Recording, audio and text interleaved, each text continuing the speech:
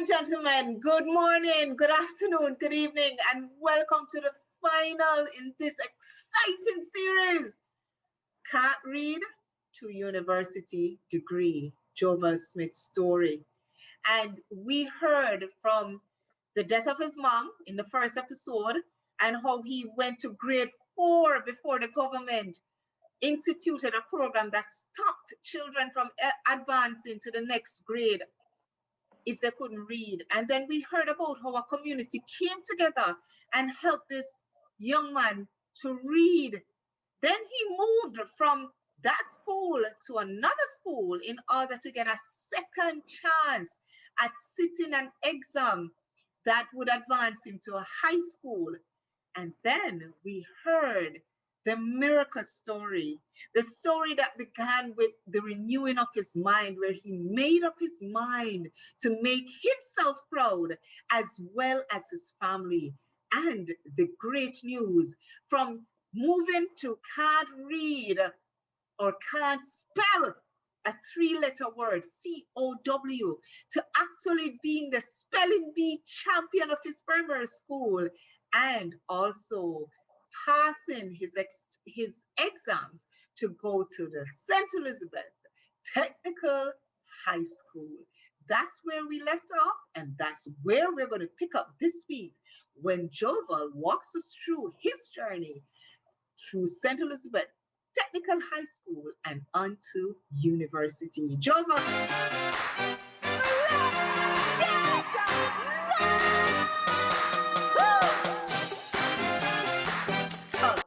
Thank you once again for coming on, and congratulations, my spelling bee champ, and also St. Elizabeth Technical High School. Walk us through that journey, Joval, of entering the real world of high school. So, good day, everyone, and thanks for listening, and thanks, Ingrid, for allowing me to be on Let's Get Loud for sharing my story. Before I go to St. Elizabeth Technical High School, I want to tell you just a synopsis of the primary school that I passed my grade 6 achievement test from. So I did not only pass my grade 6 achievement test, nor become spelling bee champion of my class and to represent my school, or nearly to represent my school, but I also came in the top 10. I came 6th. So it was 5 girls than me. You know, that was one of the most amazing feeling I felt. So I passed my GSAT for a good school. I could have spelled well, and I came 6th. So coming 6th, they would say you come first in boys. You came so six behind 5 girls. Not somebody. Yes. Well, if I had more time, you know, I would beat those girls, but not physically beating, but come in front of them academically. Yes. Yeah. So I came 6th, top in my class in boys. So it was now time to move on to St. Elizabeth Technical High School. Starting off in 7th grade, I was more mature mentally, more prepared to do hard work, but I like the fact that you said you were more matured mentally. So speak a little bit about maturing mentally for those who don't really understand what maturing mentally is.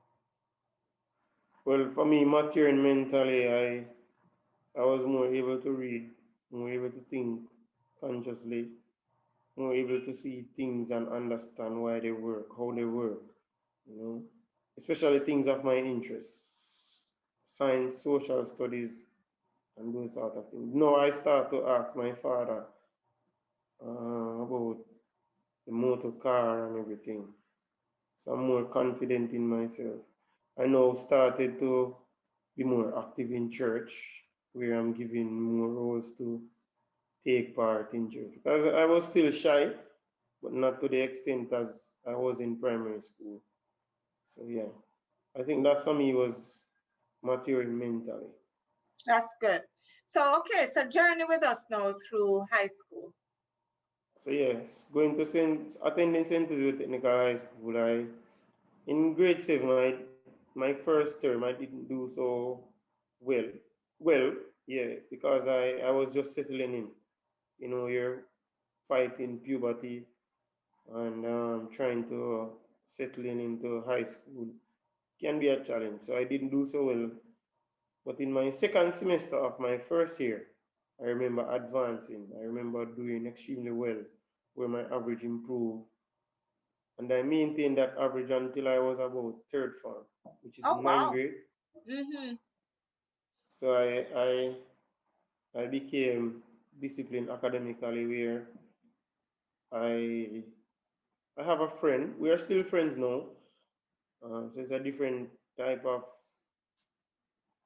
in peers now. So you have different friends, different persons, different backgrounds.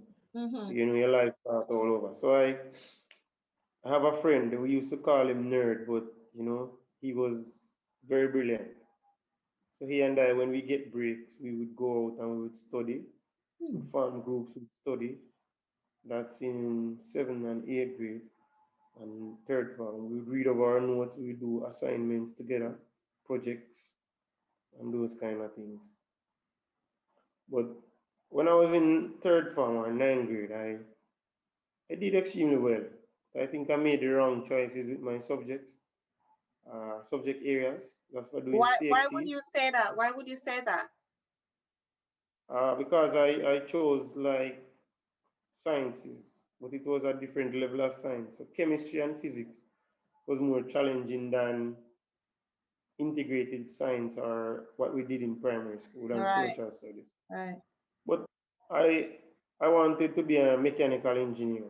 Hmm. So all in my head was mechanical engineer. So when we What had career day, why did you want to become a mechanical engineer? What was your passion about that? because I read a book at the library then that mechanical engineers they help fix in aeroplanes, they help design motor vehicles, and it was all in my interest because I Oh, love motor vehicles, I love aeroplanes. So yeah, I wanted to be a mechanical engineer. okay. Yeah, so advanced into fourth form, I didn't do so well. I switched. Think I changed chemistry and did principles of business. Hmm. Um, that's from fourth form. In fifth form, I was recommended to do 8 CXCs. I only passed four, I Okay. could remember. Hmm. But it was for grade two. So it was electronics technology, mechanical engineering technology. That would be the introduction. Principles of business and information technology. Okay. My information, my information technology was a history as well because I didn't get signed up to do it because you have to have a certain math average to do IT then, Mm-hmm. even though it was even though it was a requirement that each child do information technology. I didn't get signed up, so I had to do it on my own and within class. Okay. And I managed to get a grade two in it.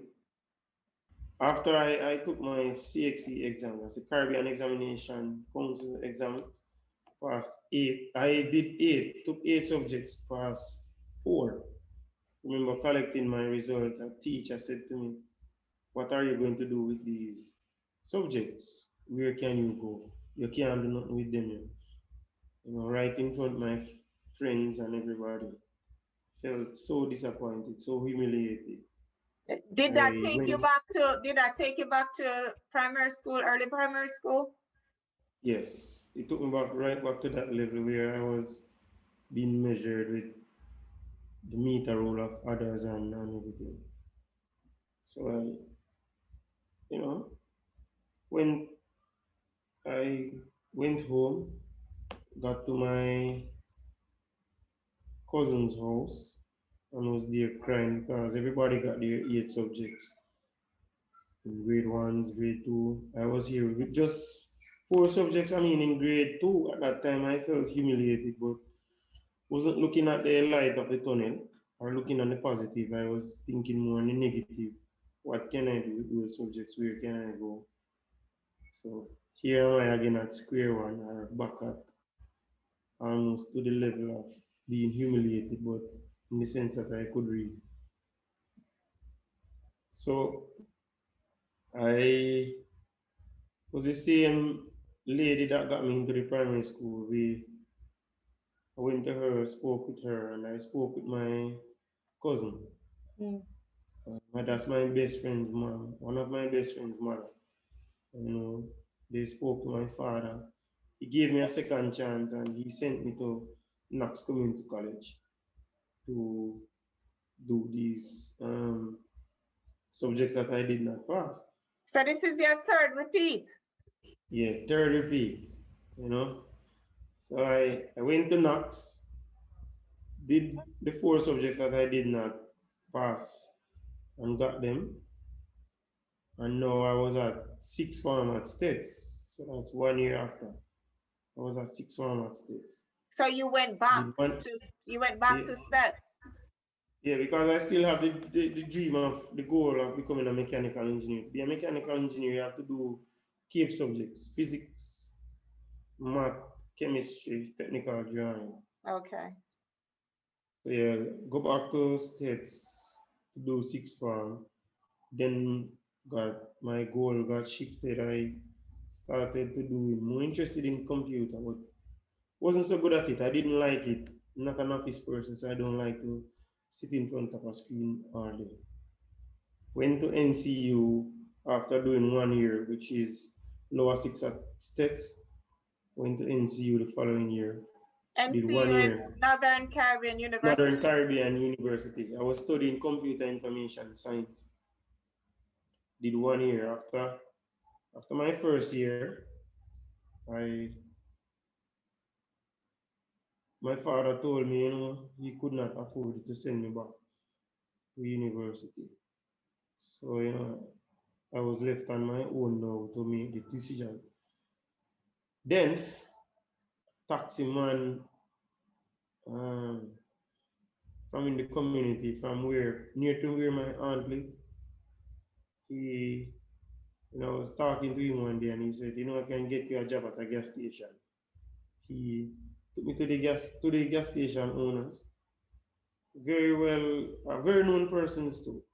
And after doing the interview, they said, so like I did the interview on a Saturday, they said you need to start working on a Monday. No, this gas station was far, probably about half an hour drive from my house. Started working there. After started working there, within the first 3 to 6 months, I was promoted from being a pump attendant to be selling lubricants and entering data in the gas station. That's on the inside. But things took a wrong turn and I was wrongfully dismissed. So I then went to Florida for about 3 to 4 months, come back. And after coming back, I got a job at the Salvation Army School for the Blind. Wow. So at School for the Blind, I decided myself, I told myself, um, this is my shot to be at university. So you had I, another self-talk. yeah, man. Each phase of my life, I have self-talk. So I tell myself I am not. No, I'm in Kingston, yes. What do I want to achieve from being in Kingston? So when they interviewed me at School for the Blind, I told them, they said, where do you see yourself in 5 years? I said, holding a bachelor's degree. And they asked, what? I said, I haven't thought of it thoroughly. But I went on and did my research. I applied for the University of Technology, got accepted. Uh, but I remember having a friend at the Caribbean Maritime University. We were friends at States, but he started 1 year before me. So he said to me, um, you should apply over here. It's a good school and the programs are very good. So I submitted my application, got accepted. That's So good. in start, So take us through that journey now. What are the obstacles And, you faced? well, this is another miracle obstacle.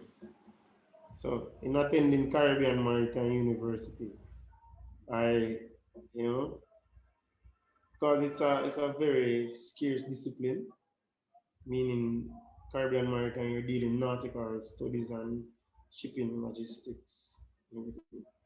I applied for the engineering course or the engineering program, but was accepted into the logistics program. So I Okay.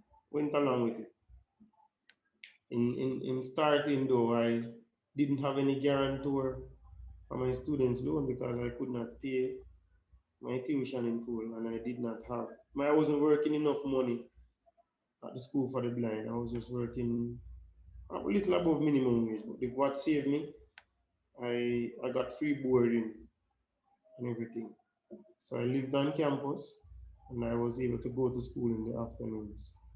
So I would take the bus from Havendale to downtown and then one from downtown to Palisades.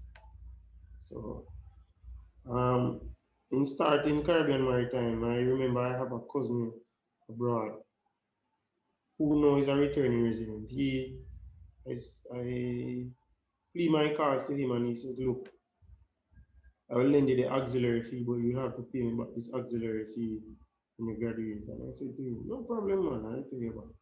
I didn't know where I would pay him back or how, but That's I took faith. the auxiliary fee. That's Yeah. faith. Hmm. And I paid it. And I started Caribbean Maritime. And starting Caribbean Maritime, the same lady came on board again. She chipped in for the second year.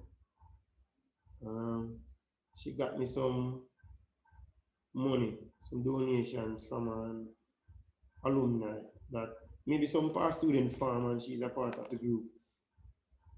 And from Alpart, she was a part of the community outreach program there. She got me some money where my auxiliary fees are now paid in full and the school owe me money instead of me owing them. Wow.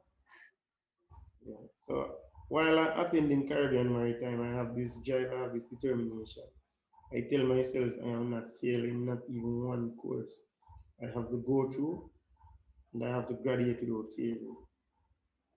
While studying, did my first year, I managed to get a good enough GPA. In my second year, I said I need to improve my GPA because I want to receive a scholarship. But I did my very best. I got my GPA up to 2 point, it was 2.9 from about 2.7. And I maintained it there right until I graduated. That's But good to know. in my in my third year, I failed a course. Yeah, failed one course. I mean, I could have done a resit and I tell myself, no, let's do a redo. A redo means you take over the entire course. So you'd have to sit for an entire semester rather than just doing an exam to make up. Why So did you the choose redo to was why did you choose to do it all over? because I did not understand the concept of the course. That's why I Ah, failed. okay. I had a teacher who was Nigerian and his accent. No, he tried his best, but the language barrier was too great. So I couldn't grasp the concept. So again, here's this lady who came on board, paid for the subject in full. I'm not talking about little money, pocket change money here. I'm talking about a good sum of money to redo a course. Because it's 3 credit, and each credit costs a certain Yeah. amount. Mm-hmm. So after I redo the course, I pass it. I pass that course, then move on to doing my fourth year, which is my fourth and final year. Tell myself, look, I'm not failing. I come this far. I'm not failing. So I held on and I push. I mean, fourth year was a challenge because you have to do your final paper. That's Right. one requirement of university to do a final paper in the area of your study.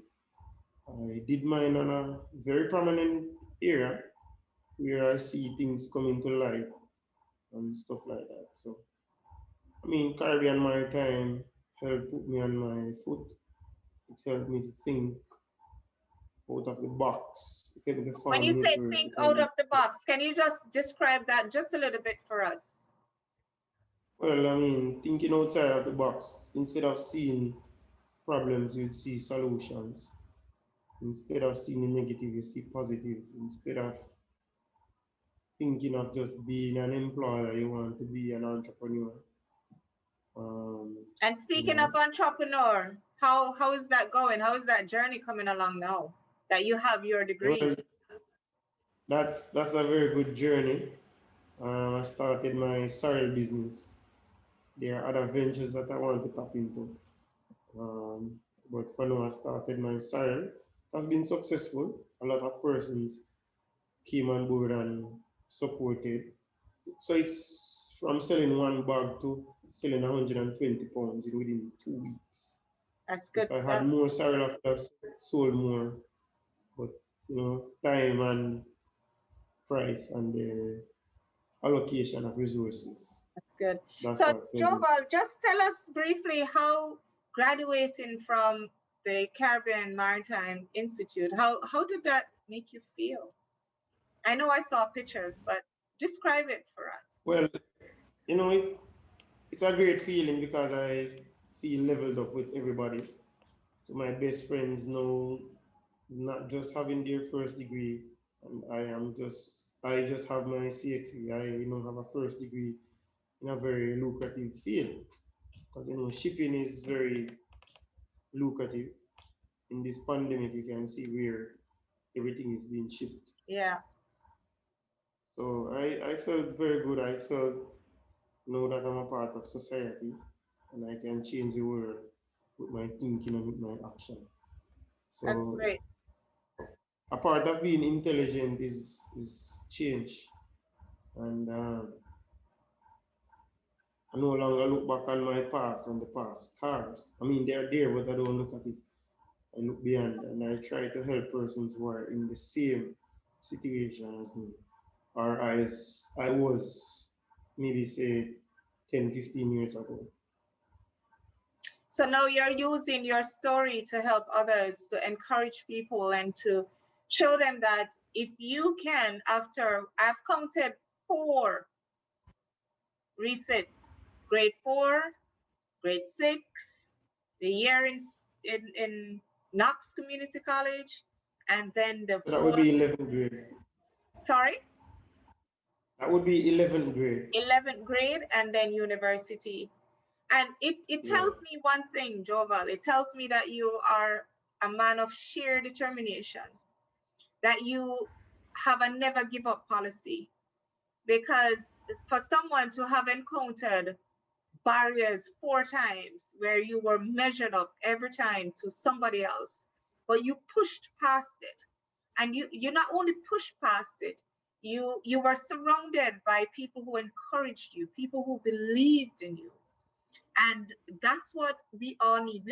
We need people around us who will encourage us, who will believe, because sometimes we want to believe, we want to believe in ourselves, but it takes somebody else to say, hey, Joval, I believe in you, you can do this. Just like your friend's uncle said to you, you can do this. And just like that lady from the community who put her arms around you and she believed in you, she invested in you, and your Yeah. cousin who She invested invested. in you. Yeah, they invested in you. Yeah, I think she treated me like how she would treat her sons because I wasn't short of anything. Wow. Per se, cash or kind. She would go the extra mile to ensure that I'm all right. So it shows the world that there are people out there who actually care, people who see someone in need and help. Not only pray for them, but help them to make Yeah. it the next mile, help them to carry their load the next mile. And that's what you're doing for others now. And I'm so proud of you, Joval, to know that you are there as an encourager, a motivator, and now sharing your story so others will know that if you did it, they can do it too. But we all need the help of others to show us the way, to help us along our way, to help carry our loads. And to just whisper in our ears at times, I believe in you. Yeah. Because like the man in the Bible, he said, I believe, but help my unbelief. Because there comes a time in our lives where, I'm sure after 4 resits, that there was a time in your life where you thought, oh my God, Joval, again. But the one thing I know you did, you talked to yourself. You talk to yourself. Well, it's the best encouragement. I never tell myself Joval again. That's good. I am of this spirit. I tell myself I only fail once. So if I fail at something once, I'm not failing again. I start from experience and I will not make that mistake again. So that's excellent. That's some of the mantras I live by. I only fail once. Hard work brings success. Do not watch your friends. Watch what they're doing. Everybody blossom at a different rate, blossom at a different stage, blossom where you are planted. Not everybody is given the same opportunity. You are given different opportunity. And I could relate to the story of the 5 virgins, or the virgins where 5 were wise and 5 were foolish. 5 went, got their oil for the in reserve, and the 5 foolish did not. So, I went and I got my oil and put it in reserve, and now I want my oil to work for me. I want to let my talent work for me. I love it. Yeah. I love it. I love it. And what a great point to end at. Make your oil work for you. You have put your oil. Let your oil burn for you. Yes, yes. Joval, any final words you want to say before we call the series closed? What I have learned and what I would encourage anybody, if you're going through anything, prayer is one of the key elements for your upliftment. But not only prayer, you have to have a change of mindset, a change of heart. You have to be hungry for what you want. So you set goals, but you have to be hungry. You can't just set it and wish. You have to work hard, put in the sweat, put in the tears. Sometimes your nose will run blood, but it won't kill you. It's a sign that you're getting fitter, you're getting stronger. And always remember to pray, because miracles do happen. God answers prayer when you least expect them. I pray a lot of prayers and I see them answering daily. So prayer is a key thing. Believe on the Lord Jesus Christ and trust in him and lean not unto your own understanding. If you do not understand something, ask for help. And at the same time, do not be afraid to render help if you see someone in need. Thank you so much, Joval. I couldn't have said it better. Pray, shift your mindset, and ensure you have the right people around you. And always render help and ask for help. Thank you so much again for sharing your story. Ladies and gentlemen, I am sure that you have indeed been blessed, as I have been, and encouraged by the story Joval shared, from a person who couldn't read to a degree holder and an aspiring entrepreneur. Until we meet again, thank you so much for making it Let's Get Loud. And do take care of yourself. And also remember, pray, shift your mindset, and be encouraged by others around you as you encourage others yourself. Take good care. Thank you, Joval. Bye-bye. Bye-bye.